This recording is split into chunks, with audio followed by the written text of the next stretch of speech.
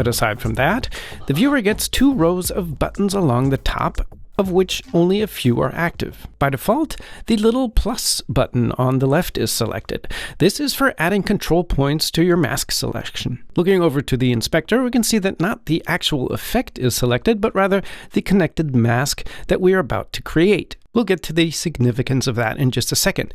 If we hover the mouse over the image, we see that the cursor is an eyedropper with a plus. I'll skim through the clip, one that I chose because it has a lot of motion in it in every possible way. There are 3 people running into the frame, and the camera is handheld and moving wildly. First, I want to skim to a frame where what I want to mask, in this case the 3 people, are fully visible, and place my playhead here. Now, all I need to do is click what I would like to mask. I'll start with the gentleman in the middle and simply click with the eyedropper somewhere on his body. And boom!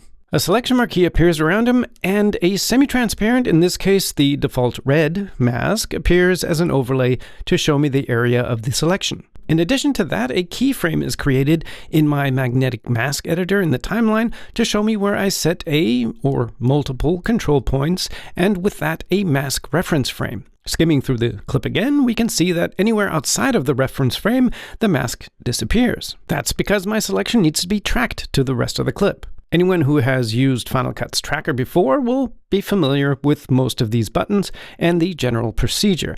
If this was all I wanted to mask and am happy with the selection, I could simply click the Analyze button that has now become active at the top left of the viewer, along with all the others. But I would also like to include the 2 ladies to the left and right of him. And there are 2 ways I can do this, depending on what I need.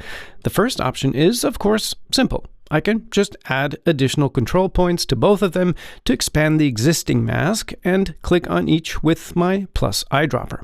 I'll intentionally click somewhere on their legs, for example, to show that if any part of them is not initially included in the selection, I can simply click again with my plus eyedropper in the area that I would like to include. And I can do this as often as I like. Once I'm happy with the selection, I could click the Analyze button. But just to keep the suspense up a little more, I'd actually prefer individual masks for each.